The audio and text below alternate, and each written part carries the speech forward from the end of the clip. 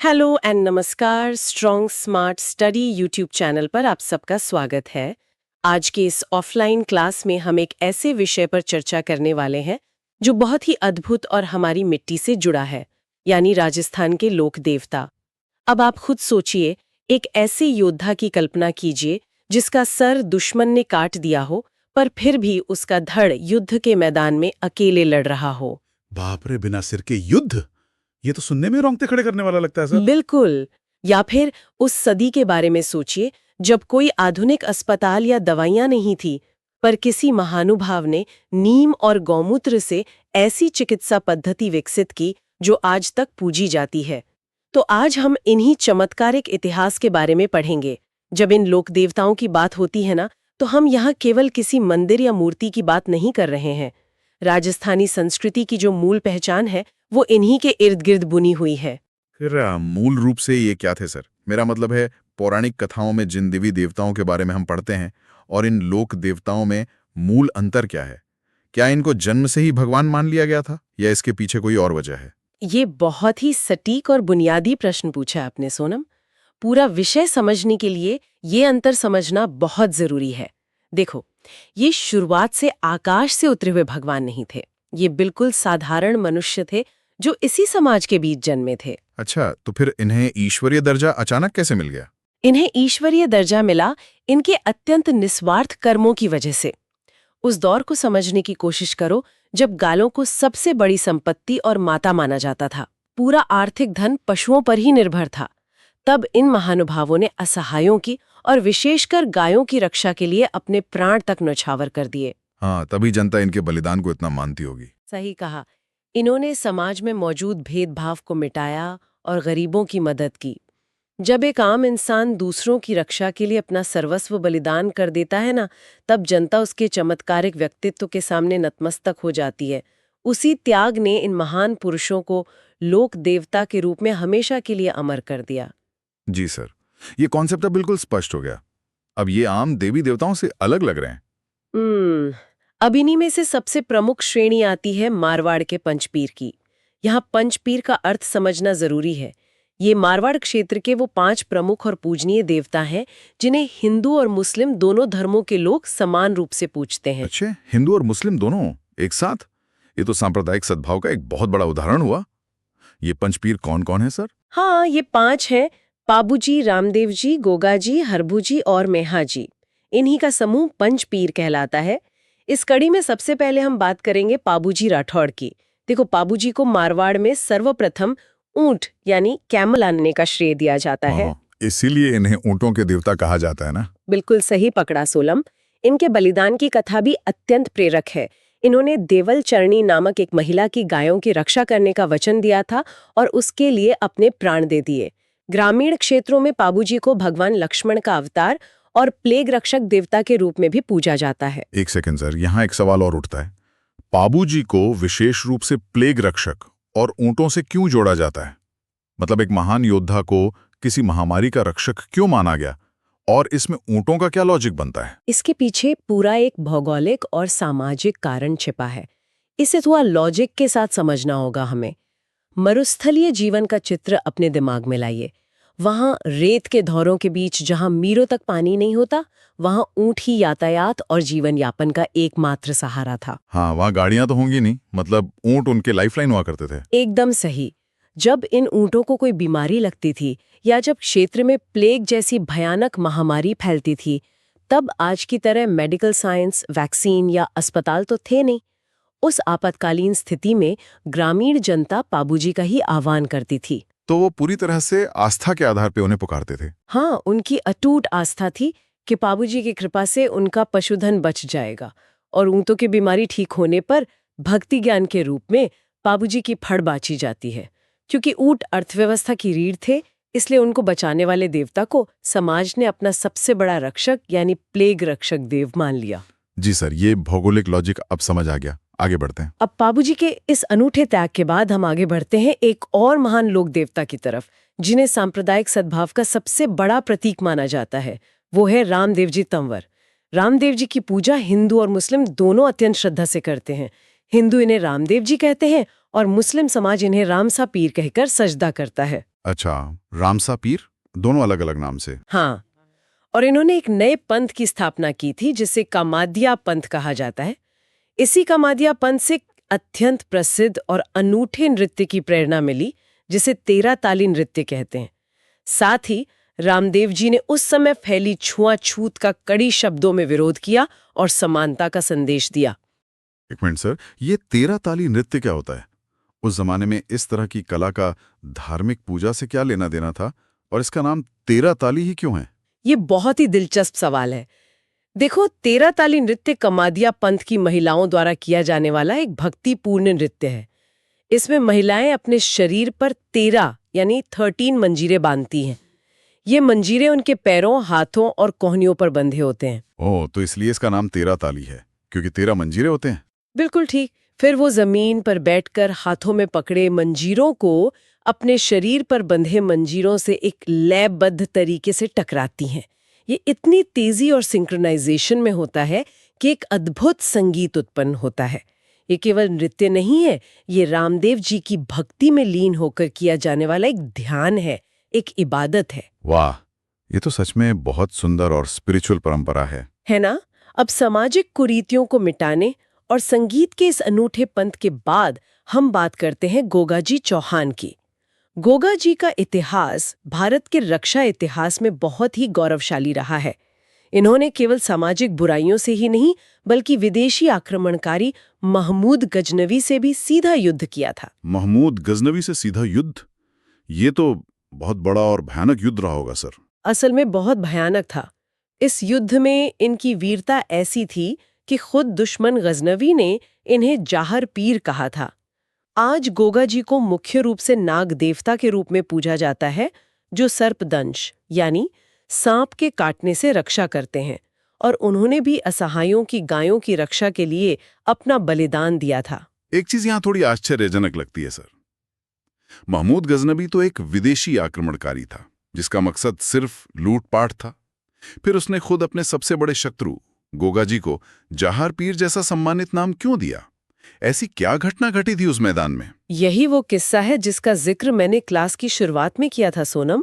जब महमूद गजनवी का सामना युद्ध के मैदान में गोगा जी से हुआ, तो उसने देखा कि गोगा जी का रणकौशल और उनकी तलवार चलाने की गति ऐसी थी जैसे कोई आम इंसान नहीं, बल्कि साक्षात कोई अलौकिक शक्ति युद्ध कर रही हो। हाँ, जैसा आपने शुरू में बताया था कि बिना सिर के युद्ध करने वाली बात। हाँ, बिल्कुल वही। इतिहास और लोक कथाओं में वर्णित है कि दुश्मनों के प्रहार से गोगा जी का सर कटकर अलग हो गया था। लेकिन आश्चर्य की बात ये थी कि सर कटने के बावजूद उनका धड़ रुका नहीं, बल्कि दुश्मनों पर पूरे आक्रोश के साथ प्रहार करता रहा। बाप रे, सच में हैरानगेज और डरावना दृश्य रहा होगा दुश्मन के लिए। उसी भयानक और चमत्कारी दृश्य को देखकर गजनवी पूरी तरह भयभीत और चकित रह गया। उसके मुंह से बरबस ही निकल पड़ा, जहर पीर। जहर का अर्थ होता है साक्षात या प्रगट, और पीर का अर्थ देवता। यानी उसने मान लिया कि ये प्रगट देवता हैं जो बिना सर के भी लड़ रहे हैं। अब समझ आया कि दुश्मन होने के बावजूद उसने उन्हें इतनी महान उपाधि क्यों दी। सच में अद्भुत थे हमारे लोक देवता। सही कहा।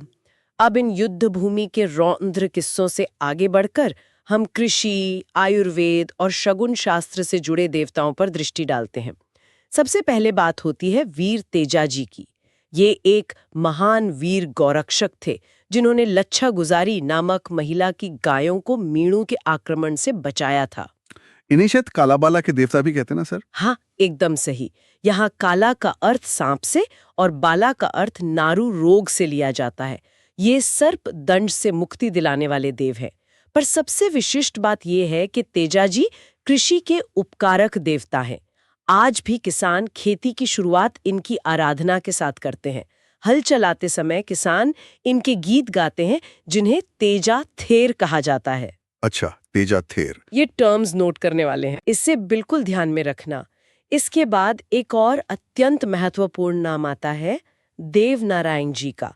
ये गुर्जर समाज के प्रमुख आराध्य हैं और इन्हें भगवान विष्णु का अवतार माना जाता है। देव नारायण जी को आयुर्वेद के महान ज्ञाता के रूप में जाना जाता है। इनकी पूजा में किसी अनाज का नहीं, बल्कि नीम की पत्तियों का प्रयोग होता है। नीम की पत्तियां, ये पूजा का बड़ा अलग और यूनिक तरीका है। हाँ, और इनकी फड़, जो कपड़े पर बुनी कथा होती है, वो सबसे लंबी फड़ है। इस पर भारत सरकार द्वारा डाक टिकट भी जारी हो चुका है। फिर जिक्र आता है हरबूजी और मल्लीनाथ जी का।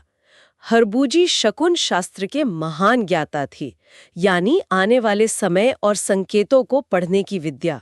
और मल्लीनाथ जी जो मारवाड़ के वीर योद्धा और भविष्यवक्ता थे। मल्लीनाथ जी के नाम पे ही वो तिलवारा वाला बड़ा पशु मेला लगता है ना सर? हाँ बिल्कुल सोनम, तिलवाला में इनकी स्मृति में बहुत विशाल पशु मेला भरता है जो व्यापारिक दृष्टि से काफी बड़ा है। इस पॉइंट पे ना मुझे एक पैटर्न नजर आ रहा है, पर एक डाउट भी है। ये समझ नहीं आ रहा कि तेजाजी को कृषि से और देवनारायण जी को आयुर्वेद और नीम से इतना सीधा कैसे जोड़ दिया गया। क्या उस काल में इनके पास सच में कोई सॉलिड वैज्ञानिक और व्यवहारिक ज्ञान था, या फिर लोग सिर्फ आस्था और डर के मारे इन्हें पूजने लगे? ये एक अत्यंत बारीक और समझने लायक विश्लेषण है सोनम। यही इन लोक देवताओं की कथाओं की सबसे बड़ी खूबसूरती है। इनकी पूजा केवल अंधविश्वास पर नहीं बल्कि ठोस और व्यवहारिक ज्ञान पर टिकी है। देवनारायण जी का ही उदाहरण ले लो। उस जमाने की कल्पना करो जब गांव में आधुनिक चिकित्सालय नहीं थे। जी वही तो, छोटी बीमारियों से भी लोग मर जाते थे तब। तो ऐसे में उन्होंने आसपास उगाने वाली नीम जैसी वनस्पति के औषधीय गुणों को बारीकी से पहचाना। उन्होंने गौमूत्र और नीम का उपयोग करके लोगों की गंभीर बीमारियों का इलाज किया। उनका ये ज्ञान आज के आयुर्वेद का मूल आधार है। इन्होंने सिखाया कि इलाज झाड़ फूक नहीं, औषधि है। ओह, इसीलिए उनके मंदिर में नीम चढ़ाई जाती है ताकि लोग उसकी अहमियत समझें। ये तो बहुत प्रैक्टिकल था। एकदम सही। वही दूसरी तरफ तेजाजी का देखो, उनका प्रकृति, मौसम और पशुओं के साथ सीधा जुड़ाव था। किसान जानता था कि तेजाजी के सिखाए गए पशुपालन के तरीकों से फसल अच्छी होगी। खेती में पशु ही जरूरी होते हैं ना, इसलिए खेती की शुरुआत उनका ध्यान करके की जाती है। इनके पास प्रकृति का बहुत संतुलित ज्ञान था। ये तो पूरी तरह से प्रैक्टिकल साइंस और ऑब्जर्वेशन हो गया सर, सिर्फ अंधी आस्था नहीं है ये। यहाँ से हम क्षेत्र के अन्य रक्षक देवों और हमारी महान सांस्कृतिक धरोहर फड़ की ओर चलते हैं। अन्य देवताओं में मेहाजी मंगिलिया का नाम आदर से लिया जाता है, जिनका मुख्य मंदिर बापिनी में स्थित है। एक और अत्यंत रोचक योद्धा है वीर कल्लाजी। इन्हें 4 हाथों वाले लोक देवता के रूप में पूजा जाता है। 4 हाथों वाले? ये तो पक्का कोई विशेष किस्सा होगा सर। इस पर अभी आते हैं हम। उससे पहले एक महानुभाव का जिक्र करते हैं जिन्होंने पर्यावरण को अपना धर्म बना लिया। वो हैं जम्भोजी। ये बिश्नोई संप्रदाय के संस्थापक और महान पर्यावरण रक्षक थे।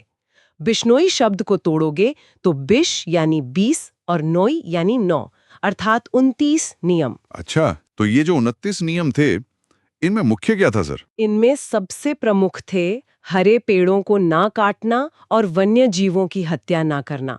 ये दुनिया के पहले एनवायरमेंटलिस्ट माने जाते हैं। अब देखो, इन सभी देवताओं की गाथाओं को सुरक्षित रखने के लिए फड़ कला विकसित हुई। फड़ लंबे कपड़े पर वीर गाथाओं का चित्रण होती है, जिसमें पाबूजी की फड़ सबसे ज्यादा लोकप्रिय है। जी सर, फड़ के बारे में सुना तो काफी है। इसे बाँचने के लिए एक विशिष्ट वाद्य यंत्र का प्रयोग होता है, जिसे रावण हत्था कहते हैं। फड़ के जरिए इन कहानियों को एक पीढ़ी से दूसरी पीढ़ी तक पहुंचाया जाता है। सर, इसमें मुझे 2 बातें बहुत इंटरेस्टिंग लगी। पहला तो ये कि वीर कल्लाजी को 4 हाथों वाले देवता क्यों कहा जाता है? एक मनुष्य के तो 2 ही हाथ होते हैं। और दूसरा ये रावण हत्था क्या है और इसका फड़ के साथ क्या आपस में कॉम्बिनेशन है? ऐसा लगता है जैसे ये उस जमाने का चलता फिरता सिनेमा रहा हो। बहुत ही सटीक उदाहरण दिया सोनम आपने। पहले 4 हाथों वाले सवाल पर आते हैं। यहाँ हमारे इतिहास का एक अत्यंत रोमांचक और बलिदान से भरा दृश्य सामने आता है। चित्तौड़गढ़ के युद्ध के दौरान जब वीर कल्लाजी के काका जयमल जी युद्ध में बुरी तरह घायल हो गए और उनके पैरों ने काम करना बंद कर दिया, तब कल्लाजी ने हार नहीं मानी। तो फिर क्या उन्होंने अकेले युद्ध लड़ा दुश्मनों से? उन्होंने अपने घायल काका को अपने कंधों पर बिठा लिया। अब उस दृश्य को विजुअलाइज करो सोनम। नीचे घोड़े पर बैठे कल्लाजी की 2 भुजाएं तलवार चला रही थी और उनके कंधों पर बैठे उनके काका जयमल जी के 2 हाथ शत्रुओं पर ऊपर से प्रहार कर रहे थे। अरे वाह, दुश्मनों को दूर से देखकर यही लगा होगा कि एक योद्धा 4 हाथों से लड़ रहा है और मौत का तांडव मचा रहा है। बिल्कुल। उसी अद्भुत दृश्य और अदम्य वीरता के कारण इन्हें 4 हाथों वाले देवता की उपाधि मिली। अब दूसरे सवाल पर आते हैं। जो तुमने कहा कि ये उस जमाने का सिनेमा था, वो 100% सच है। रावण हत्ता एक प्राचीन तार वाला वाद्य यंत्र है। इसे बनाते कैसे थे सर वहाँ? इसे आधे कटे हुए नारियल के खोल पर बकरे का चमड़ा मढ़कर आकार दिया जाता है और घुंघरू लगे एक धनुष जैसी गद से बजाया जाता है।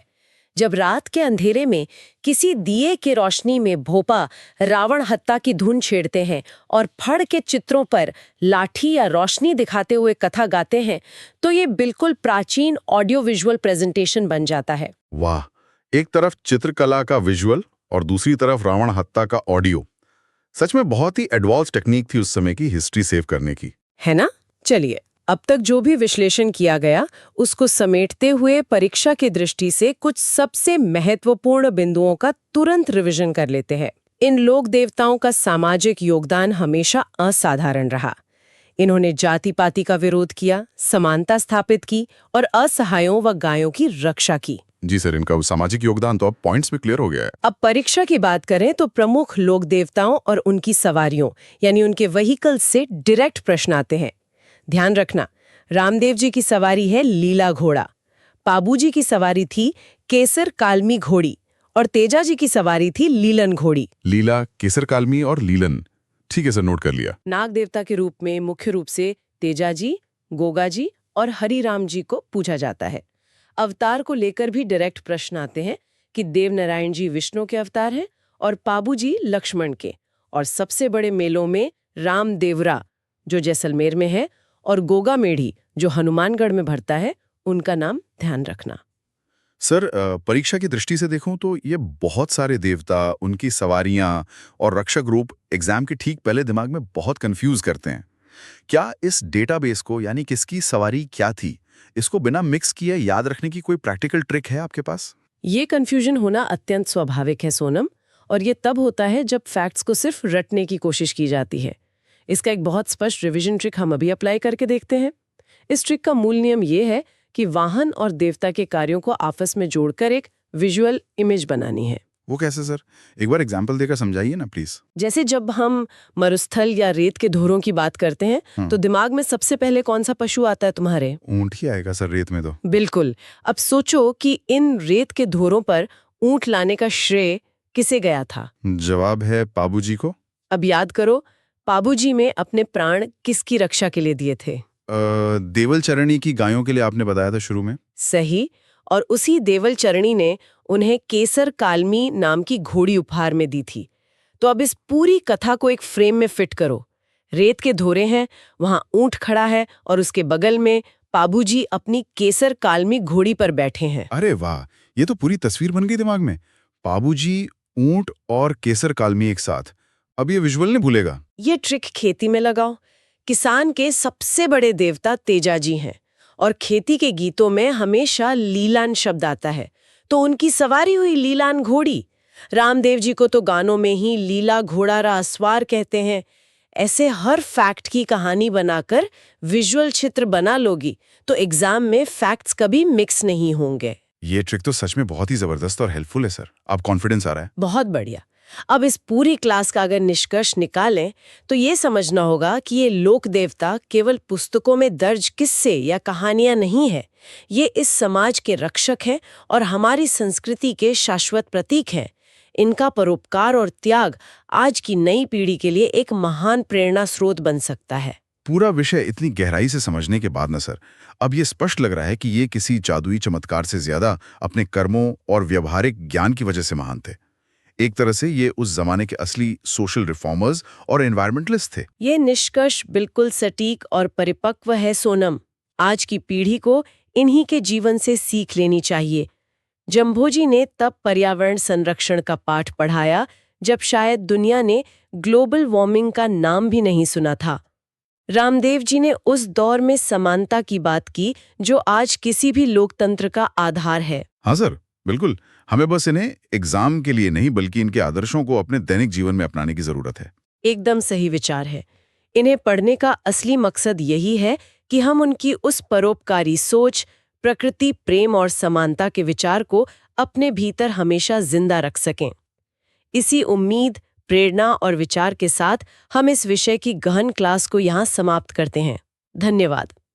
क्या किसी और छात्र के कोई और प्रश्न है?